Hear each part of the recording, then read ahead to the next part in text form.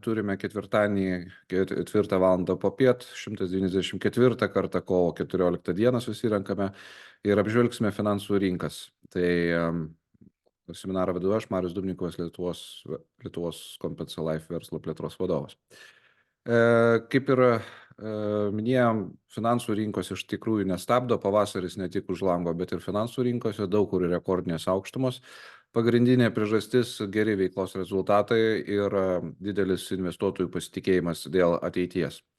Tai tokioje aplinkoje tai šiek tiek neramina, nes augimas labai nuoseklus ir labai greitas, bet iš kitos pusės turime gerus rezultatus, kurie dengia. Dabar kas per savaitę buvo paskelbta, tai iš įdomesnių tokių daugėjo optimistų finansų rinkoje ir vertinant ketvirto ketvirčio veiklos rezultatus, kurie yra skleisti, finansų ataskaitos yra paskelbtos, tai įmonių, kurios kalbėtų apie recesiją arba apie susitraukimą savo ataskaitose, tai buvo tik 47 tokios įmonės.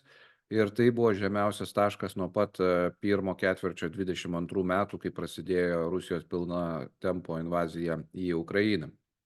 Ir tie skaičius palaipsniui mažėja, bet palyginus su tai, kas buvo 22 metais, jisai yra sumažėjęs kelis kartus.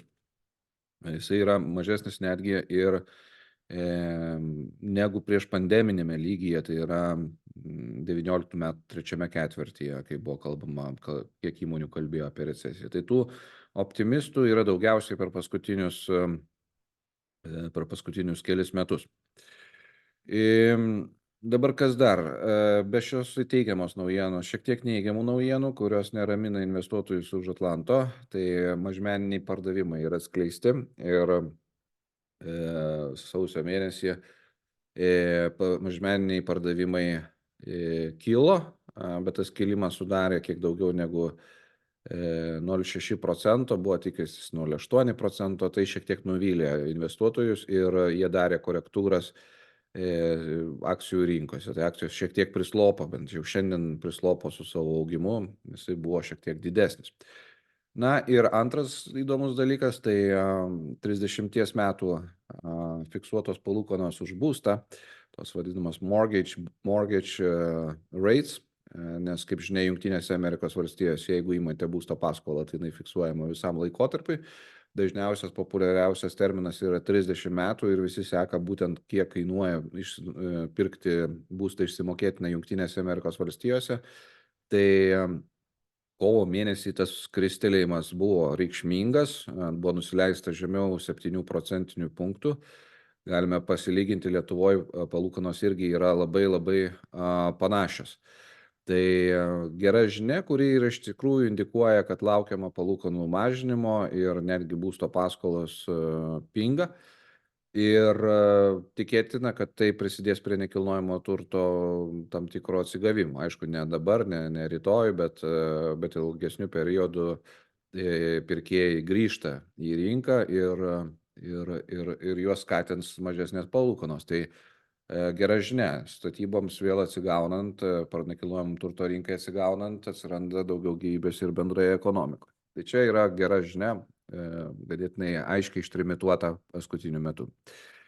Kas liečia dar iš kitokių tokių pilkų naujienų, tai buvo atskleista didmeninės prekybos arba didmeninių užsakymų kainų pokyčiai. Tai vasario mėnesį didmeninė prekyba brango, produkcija brango 0,6% lyginant su prieš tai buvusiu mėnesiu, sausio mėnesiu. Ir tai antras toks mėnuo iš eilės, kai produkcijos kainos didėja, taip rodydamos, kad vėliau mes matysime ir lentynose kainų padidėjimą. Tai vėlgi tokių balansuojam labai įvairių skirtingų nuotaikų yra. Vieni laukia palūkanų mažėjimo, iš kitos pusės infliacija sako, ne, palaukite. Dar gali būti reikalų su infliacija ir galbūt per anksti. Bet kokiu atveju palūkanų mažinimo tikimasi globaliai ir jau šių metų vasarą. Vėlgi, palūkanų pokyčiai ir visi šitie dalykai keičia valiutų kursus. Euras paskutiniu metu stiprėjo. Euro zona rodo didesnį pasitikėjimą dėl palūkanų mažinimo ir ekonominio atsigavimo galbūt iš nuo knockdowno. Tai yra gera žinia, mes jeigu išleidžiame eurais, uždirbame eurais, kaip ir mums nėra didelio skirtumo, bet reikia nepamiršti, kad mes visas žaliavas importuojame ir mokame už tai eurais, o tai yra doleriais, o jeigu už 1 eurą gauname daugiau dolerių, na, mums sąlyginai žaliavos pinga ir tai yra gera žinia. Kas dar iš gerų žinių? Tai pavasaris atėjo, šildymo sezonas eina į pabaigą, dujų kainos rekordinėse žemumose, ten, kur buvo jos tik tai praėjusių metų vasarą, kai jų poreikis apskritai krenta. Na, o pažiūrėjus į praėjusių metų, sakykime, praėjusių metų analogišką laikotarpį, tai dujos kainavo ko ne dvigubai daugiau. Tai šį sezoną mums jos yra dvigubai pigesnės negu buvo lygiai prieš metus. Natūralu elektra pinga, natūralu gamyba pinga ir čia yra gera žinia Europai. Na ir naftos kainos po truputį spėčiasi į priekį, suformuodamos tokią ganėtinai aiškę tendenciją. Kažkokių dramatiškų pokyčių nėra, judam link $85 už barelį. Priežastys įvairios, dažniausiai kalbam apie tai, kad Jungtinių Amerikos valstijų rezervas šiek tiek apmažėjo ir dėl to kainos kyla.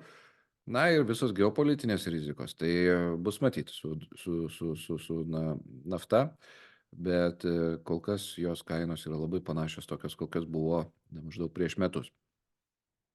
Na ir kaip minėjau, indeksai rauna į viršų, tolimesnis judėjimas, indeksas S&P 500 bando testuoti 5200 punktų ribą ir per paskutinius 4 mėnesius realiai buvo pakelta 1000 punktų. Tai apie 25% vos per 4 mėnesius ir kol kas labai stabdymo kažkokio tai nėra, tendencija labai nuosekli ir aiški, Viksas vos 13 punktų, arti rekordinių žemumų, na ir, kaip sakau, tarsi prašosi jau kažkokios korekcijos, natūraliai tai turėtų įvykti, nes tokiais tempais tikrai galime iššokti į per aukštus lygius.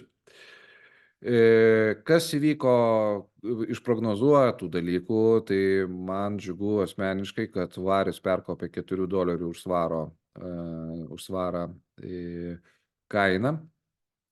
Tai rodo, kad yra kažkoks pagyvėjimas kinų pusėje.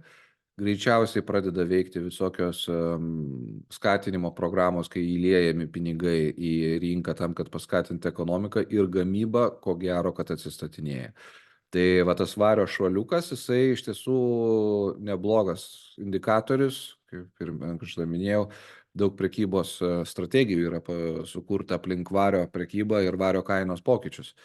Tai čia yra optimizmo pliūpsnis, akivaizdu, praktiškai per mėnesį, truputį daugiau negu mėnesį, vario kaina pakilo ko net 10%.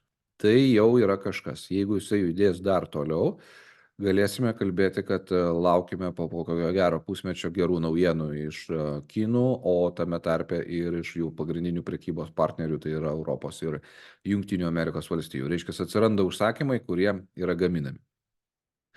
Na ir auksas iš tiesų stebina, rekordinėse aukštumose buvo bandė patestuoti $2200 už Trojos unciją, prekybos metu praktiškai tai buvo ir pasiekta, uždarimo kaina nepasiekė to. Pagrindinė priežastis apskritai atsisuka rinka į žaliavas, na, o žaliavose yra ir auksas, kuris traukia vis tik tai investuotojus ir matysime, kas čia bus. Fondų rezultatai toliau gerėja, metų pokyčiai yra nerizikingų fondų tarp 5-6% metinės grąžos. Kas liečia vidutinės rizikos fondus, tai jau vienas fondas Evli Optimal Allocation perkeli po 10% grąžą, SI kvadratai po 7% juda, taip pat yra gerokai virš savo ilgamečių vidurkių.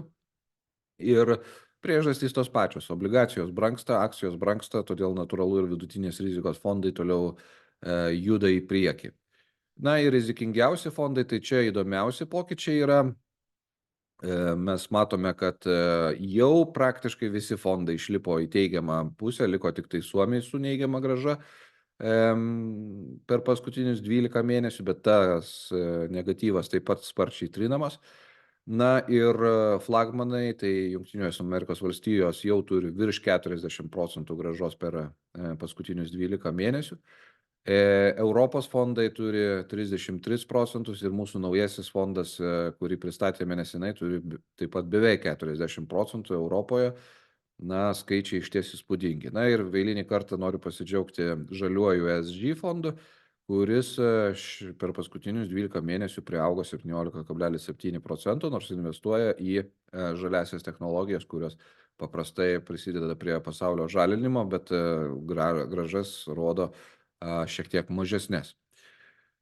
Ir netgi tokios šalys kaip Japonija demonstruoja puikius augimo rezultatus. Tai matome tikrai, šie metai yra dėkingi, dėkingi praktiškai visuose fonduose, išskyrus tuos, kuriuose yra kinų dalis.